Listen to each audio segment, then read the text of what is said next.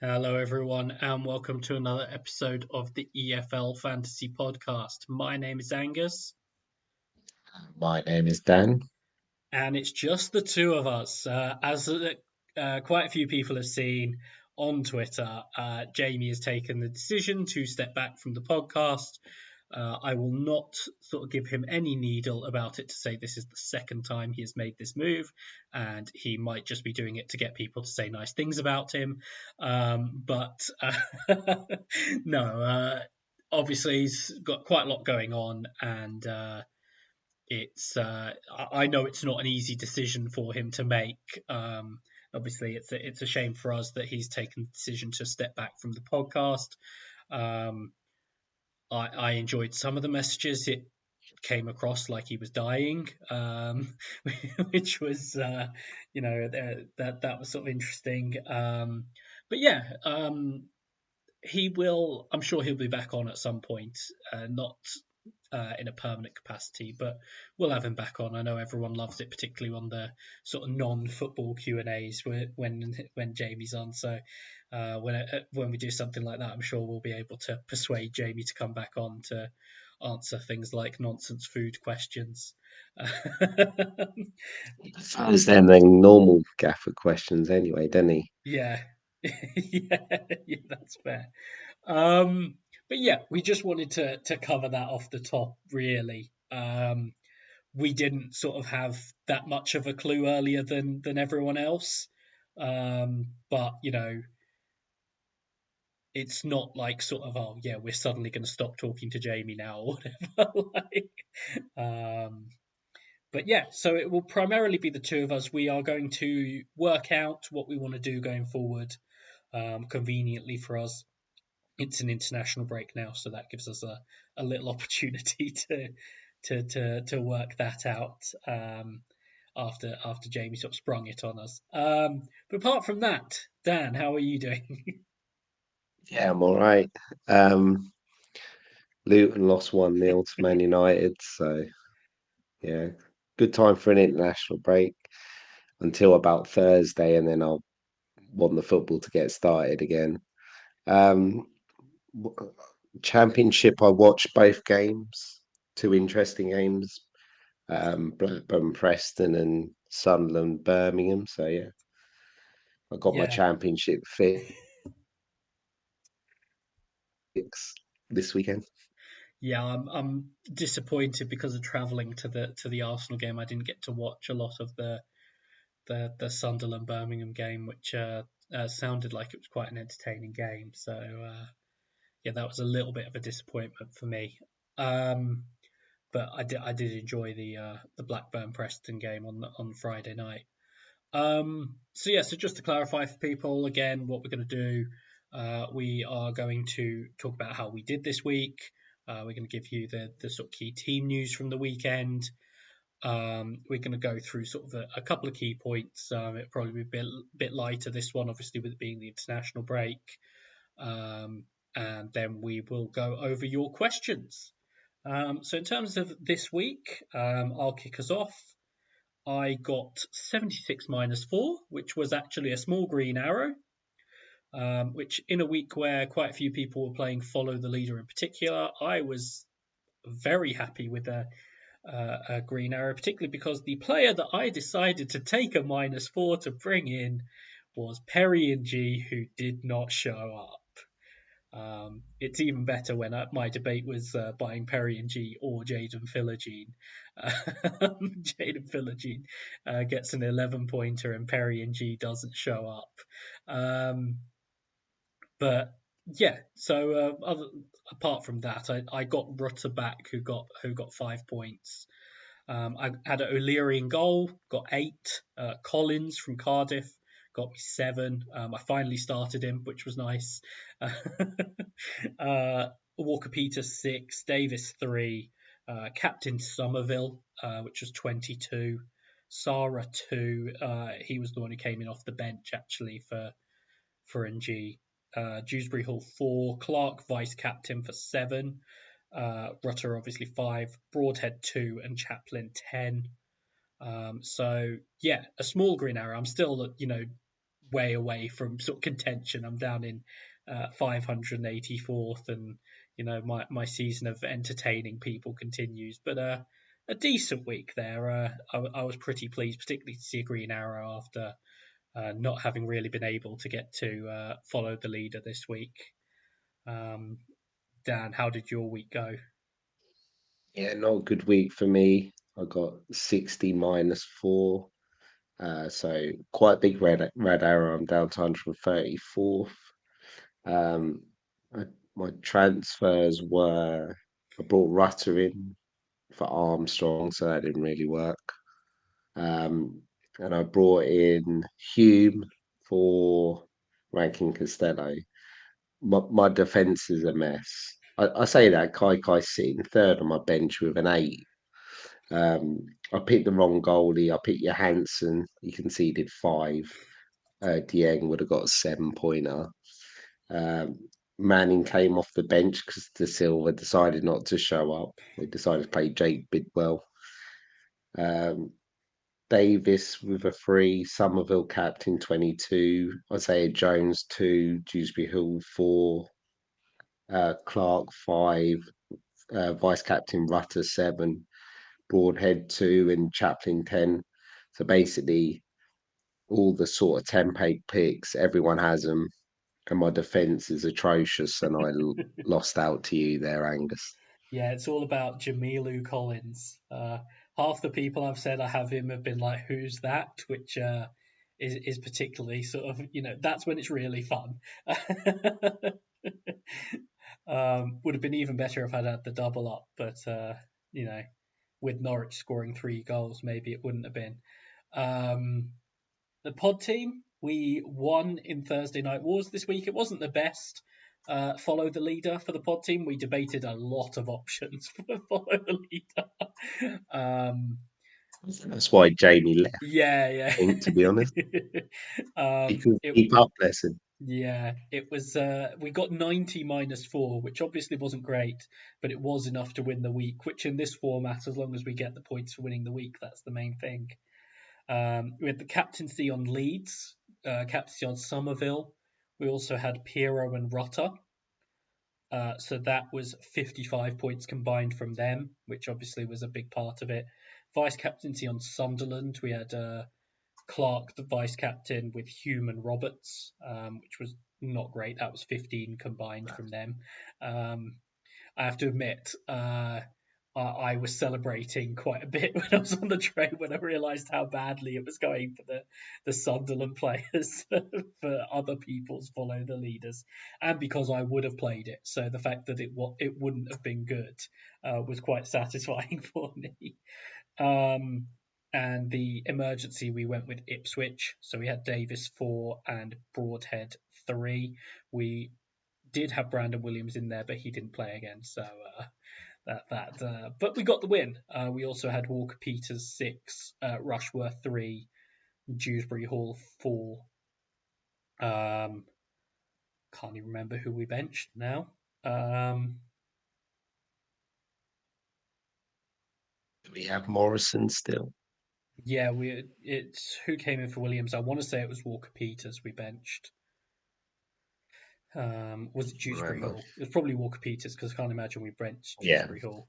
Uh, um, so so obviously that helps a little bit. But yeah, so we won that week.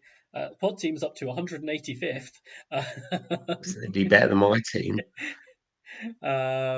So but yeah, so that was another win for us. So doing quite nicely in Thursday Night Wars.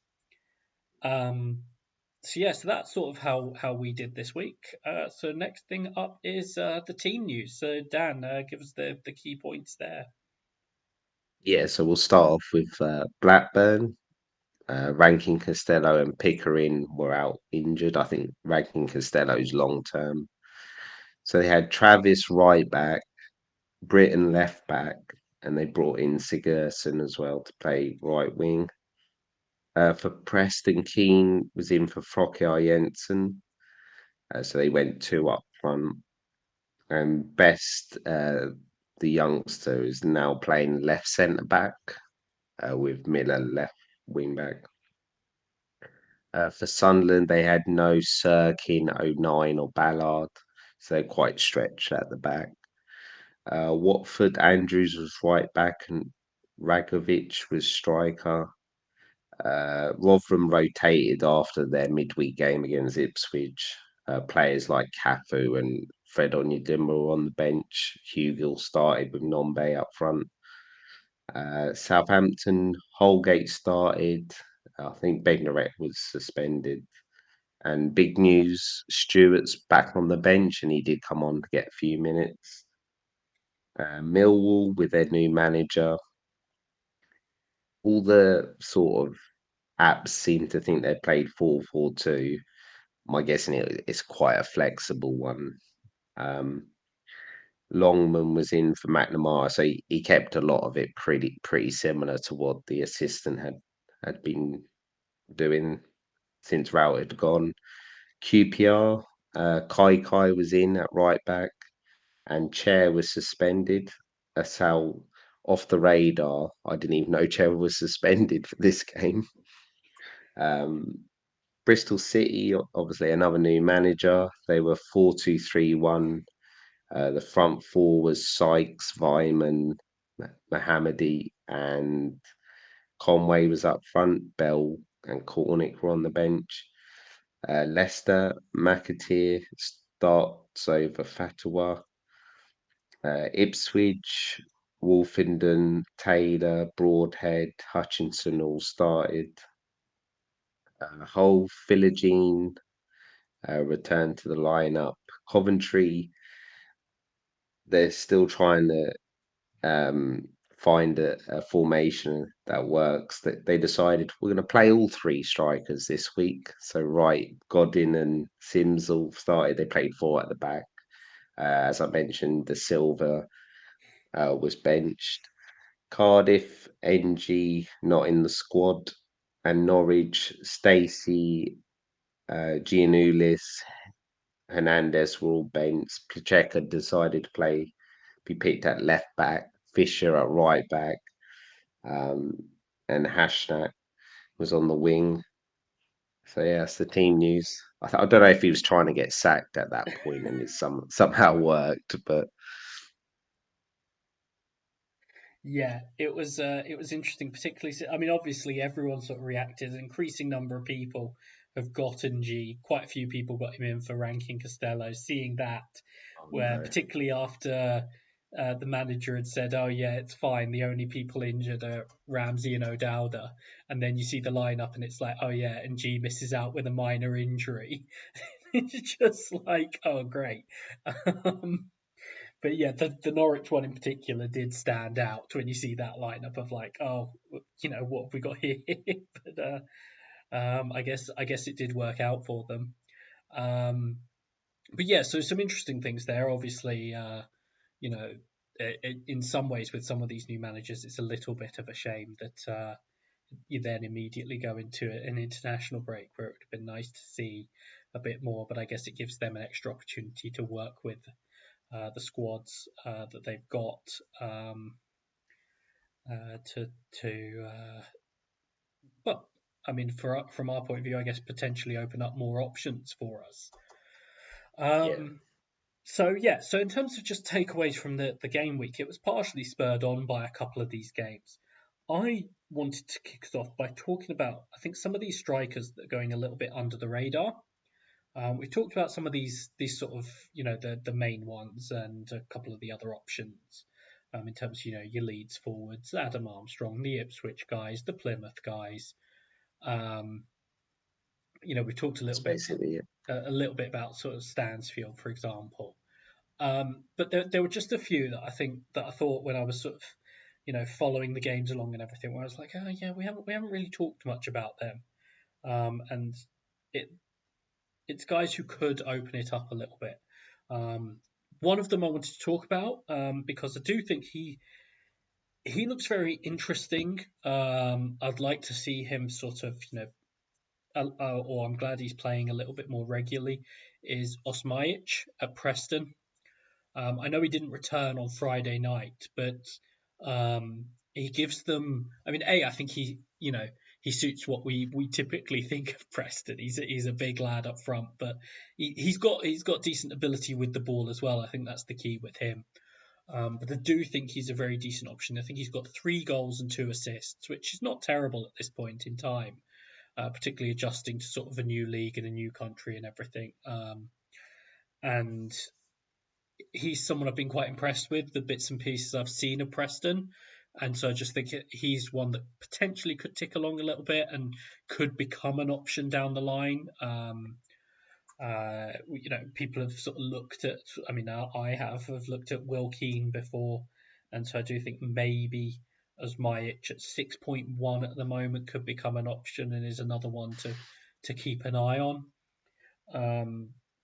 In a similar sort of way, you had Rajovic, who we've mentioned before at Watford, but obviously had a big game in for Watford in the game that got Matt Taylor sacked ultimately, I think, or was the final nail for him, getting a couple of goals in that one. And do think, you know, he seems to be a little bit sort of he's going to go on these little runs. But it might be that in these periods where Watford have a decent run of games, someone like him could actually be a decent sort of short-term move, particularly if you're set and you're sort of, what do I do? Like I saw some people sort of being like, oh well, I don't really feel the need to change much. What do I do? At that point, particularly if it's a nice little run, maybe that's something you do. You look at going to someone like Rajovic, um, who does seem to do well in these little runs for Watford, at least so far. Um, One player that I don't think the fans can make their mind up on is Brandon Thomas Asante. I think I think he's started a few games in a row now after dropping out of the West Brom team, and they're going along quite nicely at the moment. And so I just thought, I know they lost to Southampton, which is obviously a tough game, but he's just another one that I was just sort of thinking, well, he could potentially be an option. He's up to 4 goals for the season now, which particularly when he started slightly less, that could obviously potentially be a nice little option there. We've talked about the final one that I had, you know, in bits and pieces, and there's obvious reasons why you can't go with him. But watching the highlights of the games, one of the players that jumped out to me most from the weekend was Kelechi Iheanacho. And we've talked about Kelechi Iheanacho a lot, and the problem with Kelechi Iheanacho is he's very expensive, and he is always a rotation risk. On another day at the weekend, he has like 5 goals. And I do think, that there's something to be said at a certain point in time for just punting Iheanacho in and just going with it and being like, there's going to be the odd game where he's going to be rotating and he's going to come on and whatever. But he looks like the one in that Leicester team. If someone's going to almost share the load with Dewsbury Hall, you've got a bit of it from Mavididi, but particularly in terms of getting the goals, it looks like it's going to be Iheanacho. And so just in terms of these sort of branching out, looking at other forwards, that sort of thing, I wasn't going to include Kelechi Iheanacho, and then I watched the highlights at the weekend, and I was like, he could have had a hatful. So yeah, that's sort of just what I wanted to cover, was just some of these other strikers. I don't know if you have any others you want to add to this, Dan, or any thoughts on the guys that I did mention. I did like Osman from Preston. I hadn't seen too much of Preston, but as you meant, I think did he get a goal disallowed? I And think so. I think he had a goal disallowed. yeah, he looked quite well. He looked quite dangerous. Um, he's another one. We do have budget busters, so Mm, we might need a cheap striker at points. Um, the Watford striker, they sort of rotate with Bayo, don't they? Quite a bit. That's just very yeah. annoying, considering it's Bayo he rotates with. Um,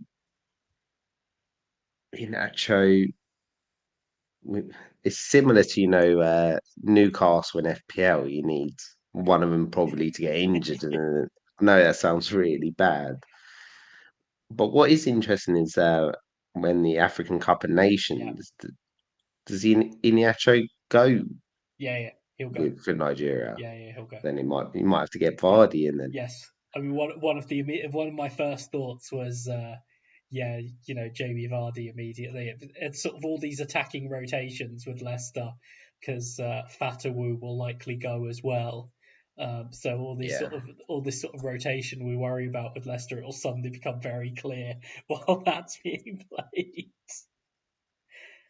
I think we have mentioned him a few times. Coburn for Yeah, Middlesbrough. He looks like he's the number one choice now up front. Um, I'm not sure if he's going to score loads of goals. I think he's doing well, like more involved in linking everything together with Greenwood, and things like that. But yeah, I think that's it. Like we've mentioned Stansfield. He's impressive. He's if he was in not being if he was in a better side, he'd get close to 20 goals. I think he looks like a natural finisher, Stansfield. yeah. Actually, now that actually reminded me of one other one I was going to mention. He's got I think he's been in for a few games now, but Rusin at Sunderland. Yeah, Um, Same sort of theory. Like I've liked what I've seen from him. I'm not sure how actively good he is, but I think there's more to him. Like obviously the theory at the start of the season with Semedo, when we all went with Semedo, was about getting the striker in this Sunderland team, and I think there's a bit more to Rusin than Semedo. And so it's just I think it's one to keep an eye on because I still haven't seen a lot of him. I only managed to see sort of some of the highlights from Saturday's yeah, game, but I think it's another one to potentially keep an eye on again in terms of we know the capabilities of the attacking players around him at Sunderland. So if he is in for any length of time, he's another one that could be an option. yeah. I think that's a good shout. But yeah, so that was it for me on that. So I'll hand it over to you for just sort of your key takeaway. Yeah, so I was looking at the form table, um, and they were like the new the familiar sides, Ipswich, Leeds, and Leicester, and then I actually think Southampton might be top of it, but and then I looked through because I know they've done quite well the last 3 or 4 games, but this one has actually they've played 16 games, and in the last 8 games they hadn't lost. So I wanted to look at some stats from the first 8 to the second 8. So in the first 8, they won 3, drew 1, lost 4, scored 12, conceded 19, and the XG four they got just over 12 and conceded closer to 15. So although they conceded 19, they if I remember correctly, they were conceding like really, really bad goals. When it Yeah, like 3 games in a row when they conceded within like the first 5 minutes, yeah. it was It's something something like I crazy. think And it was the first 3 minutes or something like that they yeah, conceded it like and they was basically just passing out of the back. twice in the first And minute. I think it was as well. yeah, and then the last 8, they've won 6, drawn 2, lost none, scored 15, conceded 7. Um, Interesting, a similar XG created of just over 12, but they conceded 7. And I then started looking into, well, the lineup. Obviously, the transfer window was still open at the start of the season, so it was having to bring players in and out. And they've had a pretty settled team. Obviously, the odd 1 or 2 players are coming in and out, but the back 4 has mainly been Walker Peters, Harwood Bellis, Bednarak, and there has been this change recently of Bree at left back, but it's been Manning or Bree. in midfield, it's a lot more balanced with Downs, Smallbone, and Stuart Armstrong. I know at the start there were Stuart Armstrong wanted to leave and things like that. They didn't get Downs in, and when they did, he was ill for a bit. But they see all three of them are good on the ball. Smallbone obviously is. I think he's playing a bit further forward, and Downs is playing the deeper role. But it just feels a bit more balanced. They're all good on the ball, and then obviously up front, we've had this thing where Che Adams has switched in and out with, and you've had Salamander and obviously Armstrong with Alcaraz in and out as well. But it's a lot more settled, and they've ironed out the issues at the back. They're all more comfortable receiving the ball and the way Martin's playing. So I've had Armstrong in and out. I keep missing his points, and not quite as badly as you do, Angus. But and I've had Manning. I've still got Manning. I'm just going to move into Walker Peters. That just seems like a really obvious move. Is there anyone else that would tempt you? Would you? I know Bree Manning feels like that might just switch back at any time, but would you debate someone like a Smallbone or an Armstrong or Suleiman or something like that? So I've looked multiple times at Sulemana. It's the problem for him is the price, Yeah, particularly balancing it out with if you're going to keep Summerville, Dewsbury Hall, and Clark, getting up yeah, to Sulemana becomes quite tough. But the one that I did debate, particularly when I was looking at various different follow the leader options, is Stuart Armstrong. Um, Is he on set pieces? yeah, so he's on their set pieces, corners, wide free kicks, direct free kicks as well. So that helps in terms of Yeah. his appeal. He's very reasonably priced for someone who's sort of getting forward from midfield in that side. So he's sort of the other one that's really tempted me when I've been sort of looking at the options from them. Um, Smallbone I do So like, but I think there's times where if I'm picking out one of the midfielders that's getting forward a bit more, or one of a midfielder that isn't someone like Alcaraz or Sulemana, I'm going to go for Armstrong instead over Smallbone. I think is the problem. That's the problem with Smallbone. Really, is you've got Armstrong there who's still at a reasonable price that makes it slightly difficult, I think, or slightly more difficult to go with to justify Smallbone. I know he's done well and outscored him, but I think um, Armstrong didn't start a few games, and so obviously he sort of closed that gap in terms of total points. So yeah, I think Sulemana in terms of the upside, and then Stuart Armstrong would be the other ones that I would consider. you've obviously got Stewart, who's seems to be back in the fold now. I know they'll probably ease him in for the next couple of weeks. Um, I'm guessing they'll fade Shay Adams out as he's probably likely to move in the summer. I have the feeling that Stewart will go through the middle, and we've seen Armstrong on the right. Is that what you think will happen, Angus? Or Yeah, so I think that's the most likely outcome. I think they obviously can do slightly different things with it, but I think particularly if they want to start Ross Stewart, the most logical thing. I know we saw Adam Armstrong basically playing in midfield earlier in the season, but I don't think they're going to do that again. I think it would be either they'd drop one of Armstrong and Smallbone, and Alcaraz would go back into midfield, and Armstrong would go out to the right, or they would drop Alcaraz to the bench and Stewart would just come in and Adam Armstrong would move out to the right. But I think any of these solutions to me seem to suggest that Adam Armstrong would move to the right, which I think if he's play like we saw, he still managed to play quite narrow from the right wide right spot. I think more so when he was playing with an actual striker. I think he struggled to balance it a little bit when it was Alcaraz. who's playing through the middle. So I think it might be better for him having, even if he's playing off the right, having someone like Stewart to play off. So I don't think it necessarily lessens his appeal, but I do think that's probably the way they would go. Would you think Armstrong would keep penalties? Because obviously Stewart had him at Sunderland.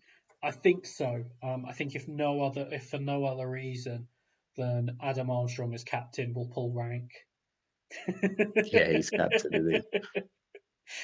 How much is Stewart? He's one of these players I've I 83. That's looked at not one point, terrible. yeah, because he is 8.3. Because I said at the weekend that there was a part of me that was really tempted with a Ross Stewart punt.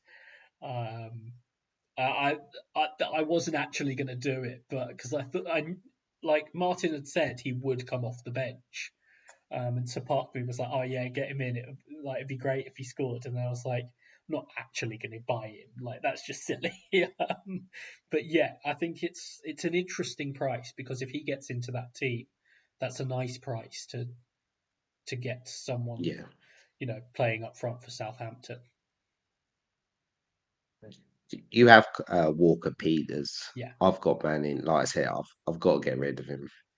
But I Yes, always have something Walker else to Peters. do. I can't remember who it, but like why it was. There was a week where I had a player out or something, and I was like, I mean, I did sell Adam Armstrong when I bought Walker Peters, but I, uh, I think it was when I was getting the second Ipswich forward or planning to get the second Ipswich forward.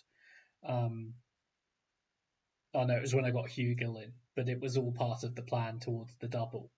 Um, and I got Walker Peters, and I was just like, I'm just getting Walker Peters now. I'm just going to do it. Yeah, And I need to do that. it's been I got him too late probably, but it's been really good. He gets bonus almost every game as well. Yeah. Yeah, I've struggled with defence massively. I kept Stacey for about 3 games too long and things like that. So got ranking Costello. He's now decided to get injured. I've, the 2 times I've played Kai, he's got like 1 point, and he's now getting just casually getting 8 points here and there.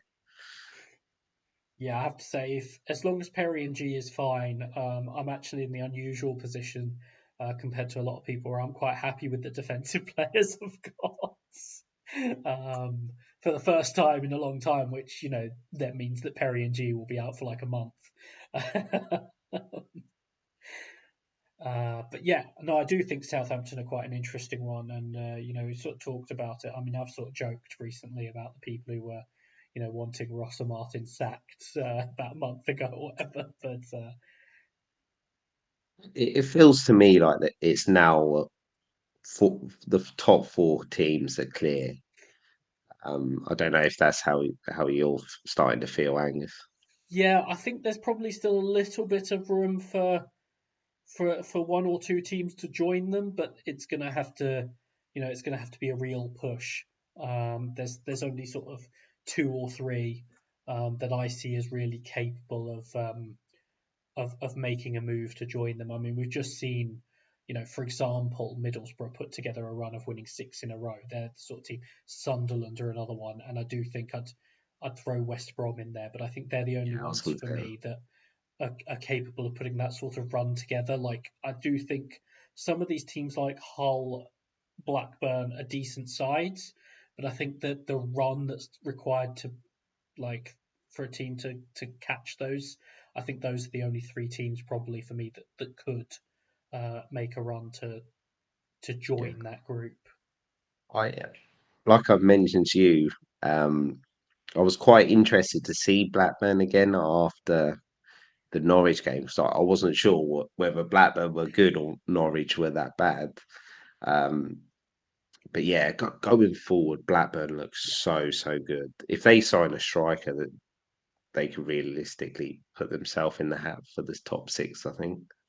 Yeah, and I mean they've been a little bit unlucky. Obviously, they signed Niall Ennis, who has barely featured due to sort of I think injury and illness and injury and Sam Gallagher. I know we don't think a lot of Sam Gallagher, but he's been out for a long time, and um, they signed a young forward who I think came into the squad for this game, who's done well in cup games. I think it's Talalovic.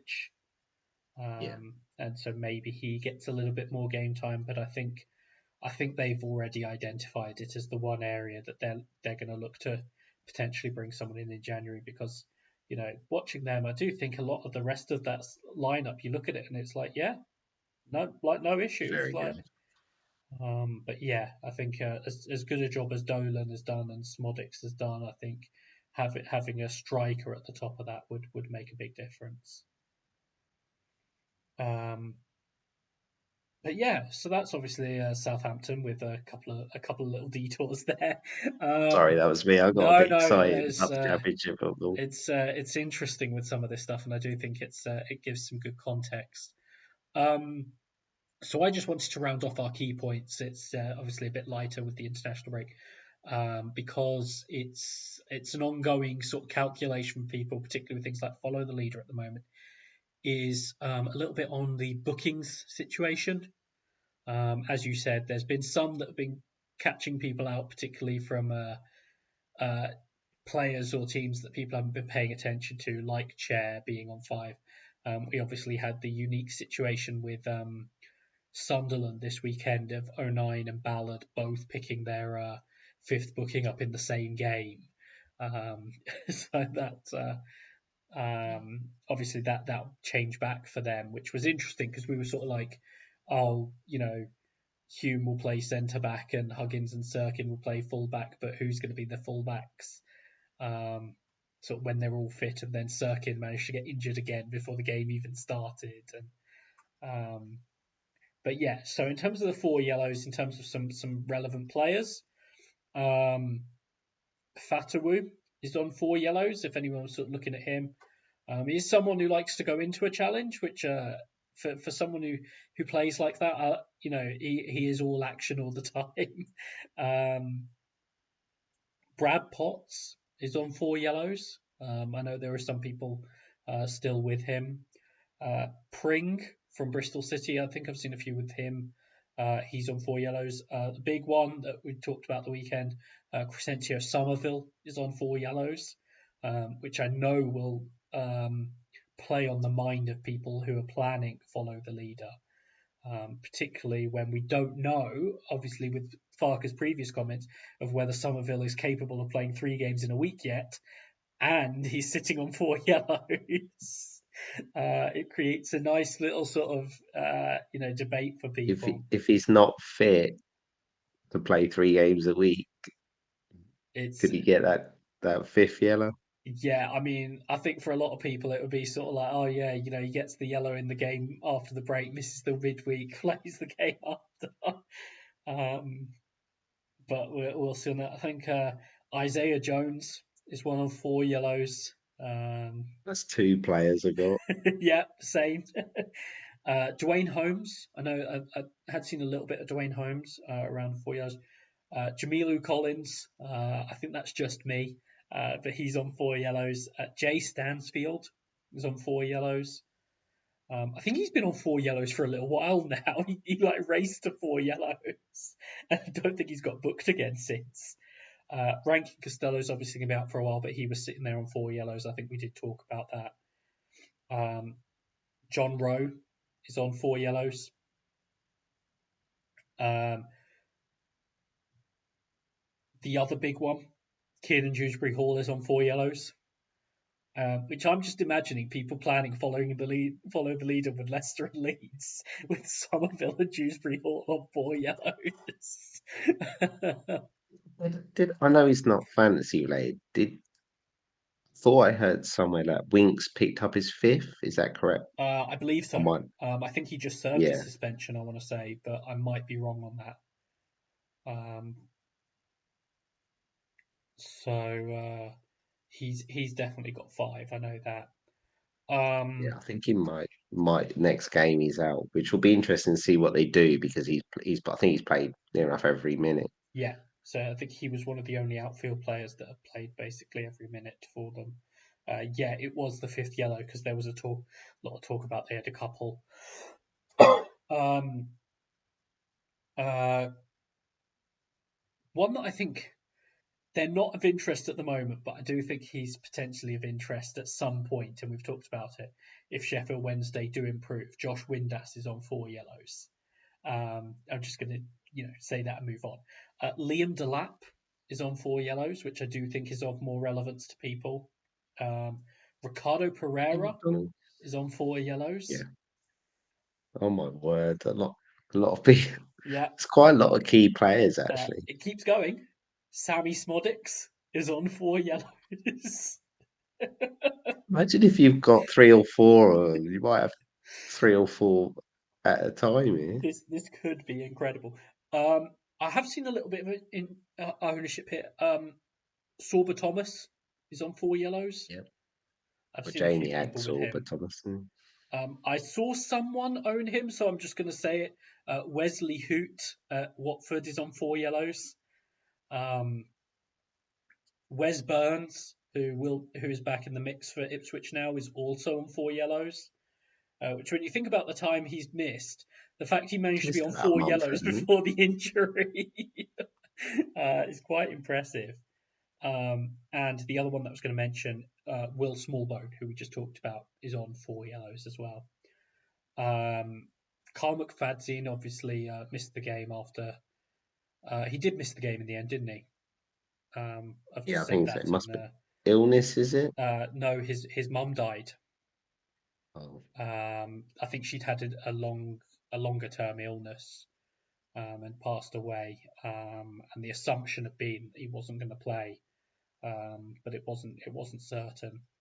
Um, so no guarantee that he obviously comes straight back. You can't project these sorts of things, and some things no. it's there's more important things essentially.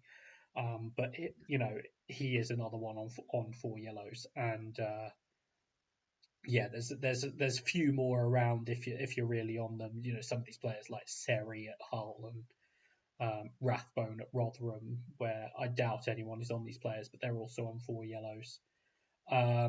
So it just sort of paints the picture at the moment because I knew there were a couple of the big ones, like I knew Dewsbury Hall and Summerville were both on 4 yellows, but um, I didn't quite realise how many were on 4 yellows.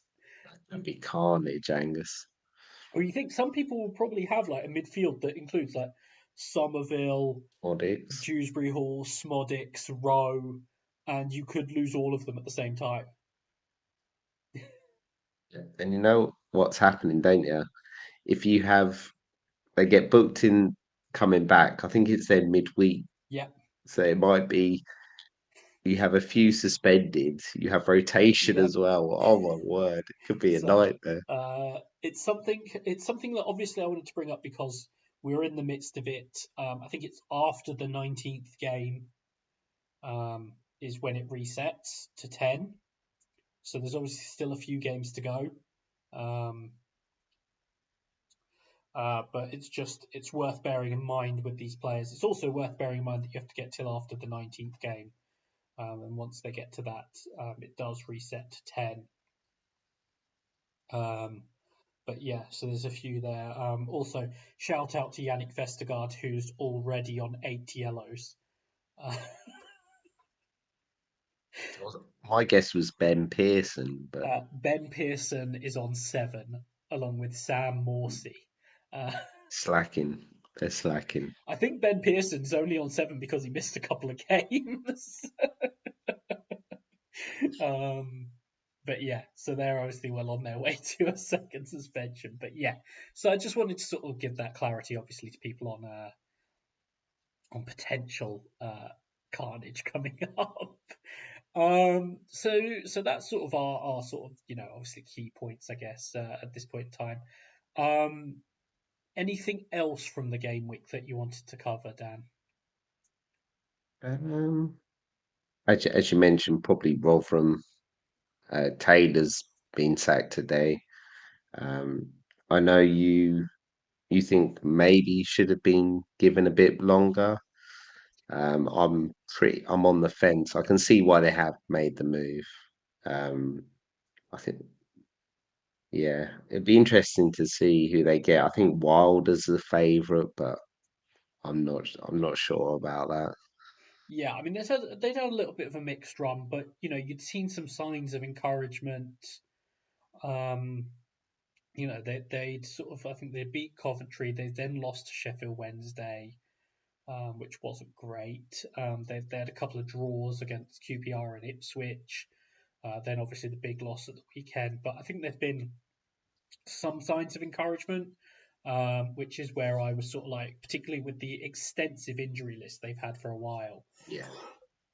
where I was sort of thinking maybe you give him a little bit of a chance now they're starting to get players back, because, like I said, there have been some encouraging signs. But I also think it's entirely dependent on who they get in. If they make a good hire, then I think that does sort of help, reduce sort of what feels like not necessarily the best idea if they go out and make a good hire to replace him. If they just go out and get like Neil Warnock or whatever, it does feel a little bit like, what was the point? Um, not to completely disparage Neil Warnock, but in terms of long-term planning, that feels a little bit sort of, which I think Rotherham need to be engaged with at this point. It's always more of a long-term process with them. Um, they're always going to be a fringe team in the Championship, so I do think that could have been maybe a little bit better. See, the way I see it is I can understand you're in the relegation zone. Like it might be a good time to twist and maybe go Yeah, for a new manager. But I'm also looking at it another way is he's not going to have a problem getting a job in League One. no, So if they do go down, which they could do, he's probably capable to challenge for top six yeah, again. But I think they did spend more than they have previously. I know they smashed yeah, their transfer record. Sam Nombe smashed it. I think they've done it a couple of times. So yeah. Christ adds a Tiehi, bit. the defensive mid was their record transfer before they went and signed Nombe. Yeah. Yeah. Even when you sort of read on Twitter, the fans, they're very mixed Yeah, about it as well. And like you said, it's going to be who they get in. Um, Usual candidates will be there. Can't see them going massively out of the box. So no, no. Like you're problem. looking at I mean, Warnock is obviously going to get mentioned. I think I saw Eustace Wilder. Rowett is probably not far away. I think he holds on. Rowett. He's got. Oh yeah, but I mean, in terms of being linked to the job and everything, Oh like yeah. Rowett will be mentioned.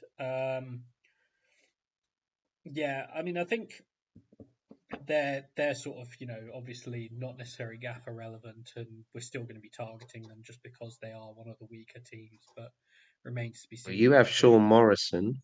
You've got Sean Morrison sitting on your bench, don't you? No, no, no. Oh, That's the that's the pod pod team. team. I No, I just had Jordan Hugel and got rid straight after the top. um, but yeah, that's probably more time than Rotherham would normally get from us, other than a double game week. Um, Speaking of managers who maybe shouldn't be in a job, I was just going to mention Norwich somehow winning that game against Cardiff. My favourite part was, I think they were 2-1 down, and in the time it was taking for, I think, even the team account to tweet out the update for the second goal, which I think was an own goal, Adam Eder scored the third goal, which turned out to be the winner. Um, I also think it's quite funny. I mean, not necessarily funny for me because I own one of them. Um, but you have three Norwich goals, no involvement for Gabriel Sara or Jonathan Rowe. I was very glad with that, considering Um, my game week wasn't going well. it's not often you'll see that. Um, the plan from David Wagner was actually to fast track Grant Hanley back into the team, but he managed to pick up another injury in training. I think it was a hamstring injury. So we were robbed of seeing Grant Hanley's return. We had to sit Danny Bath. I had to Yeah. get the nod.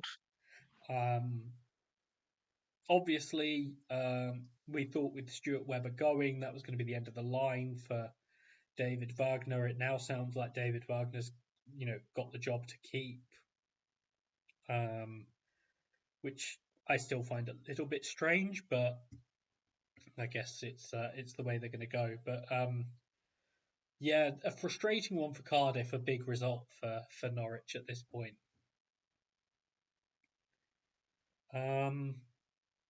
The only other thing I had was just to mention Sam Greenwood's free kick. You keep mentioning him, Angus. You got to get him in the team. Yeah, I mean, I've talked about him enough. Yeah, I mean, he'd been talked about for a while, even when he was, with Leeds in the Premier League, in terms of his set piece ability, and that was obviously a big example of it, and particularly late on to win a game. The funniest thing about it was Middlesbrough were actually quite annoyed when they were given that free kick because they were on the attack. When the free kick got given, and then obviously he stuck it away in off the post. Massive result for them. Leicester back-to-back defeats. I know some, particularly Leeds fans, have tried to suggest the wheels are coming off for Leicester, but I think that's just two losses to two of the tougher teams that you're going to play in the division. I know people have sort of made fun of Middlesbrough and made fun of me defending Middlesbrough, but it is still two of the tougher teams that you're going to play in the division at this point. I don't know if you have anything else from the weekend, Dan. No, not really. Okay, so we will get on to the questions. Thank you to everyone who sent in the questions, particularly finding time whilst mourning the loss of Jamie to also give us questions. We'll sort of do our best to cover them adequately in the first post Jamie pod. Jordan Williams has said, "Can I cancel my already used follow the leader? It did not go to plan." No, and I wish I could say I sympathise or feel bad for you or whatever, but I don't. I would have played it if I was closer this Yeah, week, I think. yeah. If like I was debating a -8 and I actually would have played it, but Dan James's price rise meant that I couldn't. So yeah, could have been in a very similar boat because I would have been on, as we discussed with the pod team, I would have been on Clark, Robertson, Hume, which wouldn't have been great. Yeah. FPL Frog, who will be Well, we centre know the back? answer to this. David Wagner or Suella Braverman? Also, if the question is redundant by the time you record, well, it is having Johansson as your only playing goalkeeper a terrible idea? Can't believe I brought him in. I started him over Dieng. So away Um, to Watford. they're not necessarily. I mean, obviously they're not great. We can't sort of say for certain in terms of the They're managerial. okay at home. I think Okay. at home I'd play him. Away, I'm not playing him ever again. Away from home, unless Yeah, it's in Jeepers Keepers. and I mean, the next four they got Leeds at home.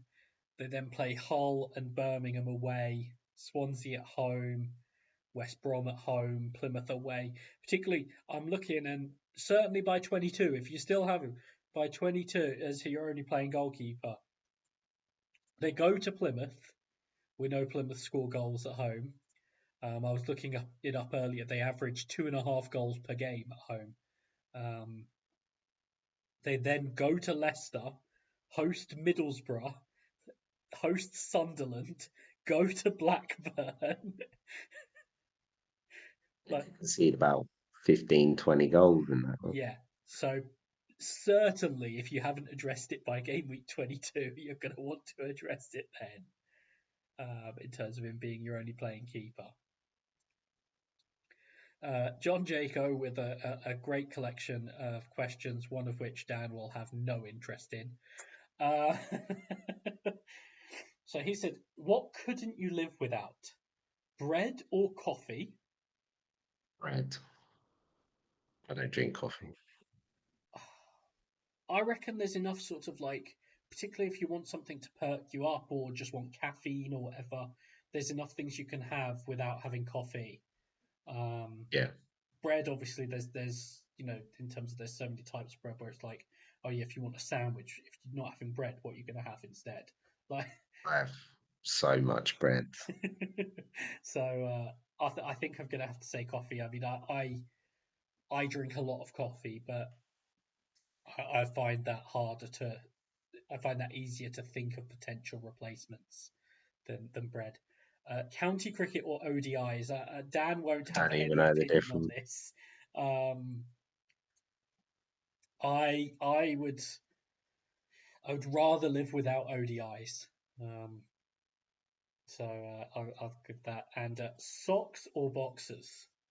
Um, I would live in like flip flops if I could. So I'd go without socks. So it's with socks. I wear them in the winter for like 3 months, and then I'm on no socks. So Yeah, probably socks. I'd happily live in like flip flops or sandals or whatever all the time. Yeah. So yeah, that one's easiest. um, FF Deacon, I'm finding working out the best defense really tricky this season. So I'm not if sure you you should guys, ask me. yeah, I was about to say that.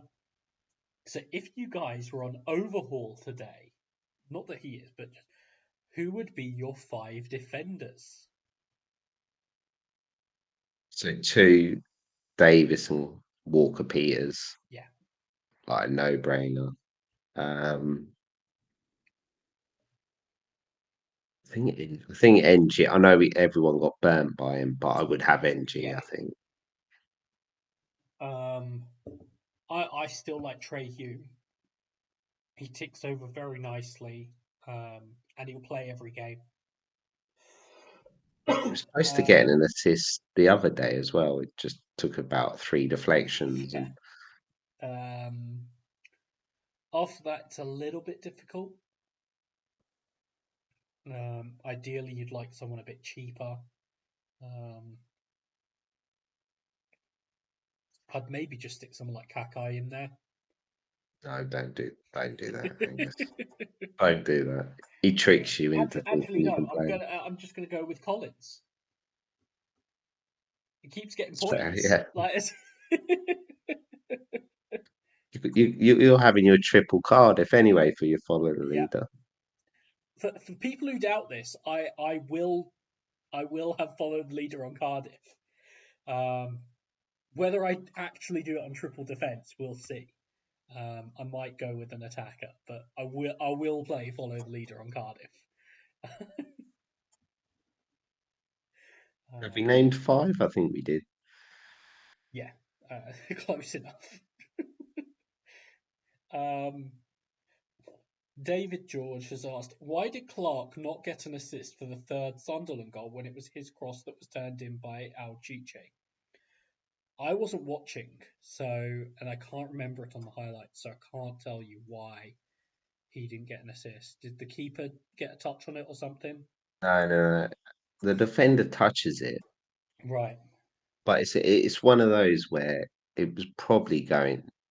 They were aiming, so yeah, I'm not. It's one of those things where I think with Opta, if the defender sort of plays at it and changes the direction at all, they then sort Yeah, of don't give the assist. Whereas obviously in FPL they have all the stuff about like intent yeah. and target and whatever. It's Opta doesn't it's have that. nothing to it's nothing to do with the gaffer. It's Yeah, more well, they go off at, like you said. I think it's yeah, the Opta. yeah. Yeah, Um, Ollie Ash has asked Daniel James or Crescencio Summerville. Somerville, I'm right? still Has saying to be. Summerville. Um, Yeah. I do like the option of both, but I think if you're saying you can only have one, I'd still go Summerville. Daniel Emmanuelson said, "How many budget players do you need to play Budget Buster?" Yeah, I mean, ideal world you'd have 11. I think the number that I always give is you want at least 8. I think it depends. Like when we had like Mitrovic and players like that, Yeah, like probably. I remember I'm Budget Buster this year. then I'm was not sure. Mitrovic plus 10. You still just played Yeah, Mitrovic. I'm not sure there's anyone at that level really. No, I mean, if it's really going to like completely compromise your team, then obviously you're all right with someone like Summerville or Clark or both in there. But I do think midfield in particular is somewhere where, with the potential for points, you'd want to have the budget players. Yeah, I think maybe it might come down to it where one or two defenders, given yeah, that's looking weak. yeah. The list is interesting. Yeah, I'm going to keep Kai the whole season, aren't I? absolutely. Alexander Chow has asked, best third Leeds asset after Rutter and Somerville. I think it's Dan James. I don't think it's much between Piero and Dan James. Yeah, and I think at that point, that's where the price difference between Piero and Dan James comes in. Yeah. So yeah, I'd say Dan James as well. Billy Hadaway planning to play follow the leader next week and could get to 9 players with 2 frees. However, triple Ipswich will be part of that. Is it worth a -8 to get a better trio? He added the important part, which is that his Ipswich trio is a defensive one of Hladky, Wolfenden, and Davis. Ooh. I'd be tempted to hit it, but the problem is then it depends what you're doing, because if you're just buying defenders from a different team, given the way the defenders for most teams are scoring at this point, Yeah. is it really worth If, it? if you put Ipswich as your Yeah, emergency, like, are like you really losing that much? yeah, I mean, who are they? Who are they even playing next week? West Brom West Brom away as well. could be low scoring Yeah, though. I mean that's the West Brom, and I know they've had a couple of games where they have scored decent amounts, but in general they don't feel like the highest scoring team, so it's not necessarily a disaster.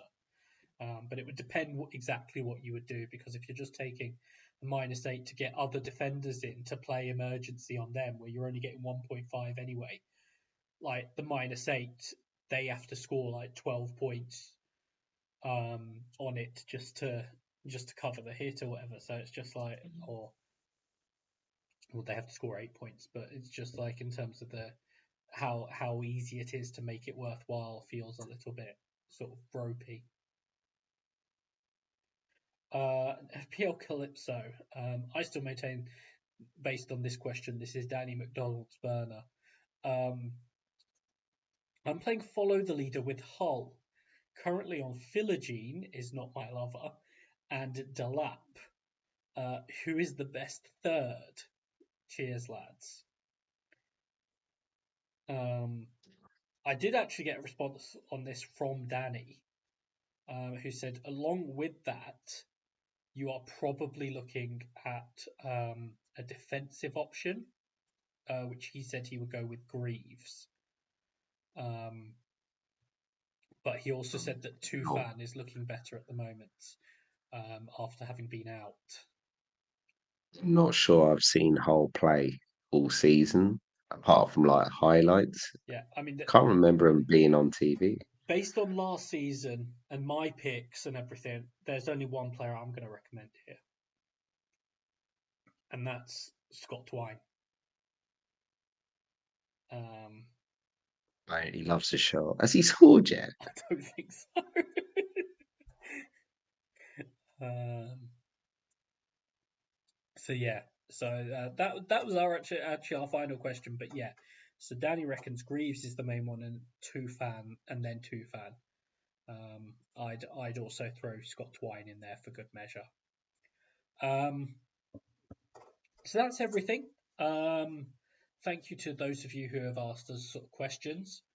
Um, Hopefully, this gets you thinking a little bit over the international break. If you're doing any sort of planning, or you're then switching off from it completely and you're listening to us next week, then hopefully this helps. We won't be doing anything before the deadline. Um, Obviously, if you have particular questions, we can try and help you out, like on Twitter or whatever. But we're not going to be doing content before next week's deadline. We will sort of still keep the as much as possible the normal schedule of the Sunday night pods, particularly obviously next weekend. Yes, it is next weekend now. With the midweek, we'll sort of try and make sure to do that. And as I say, we'll let you know any sort of changes there might be to the content going forward. But yeah, thank you all for listening. And yeah, goodbye. Bye.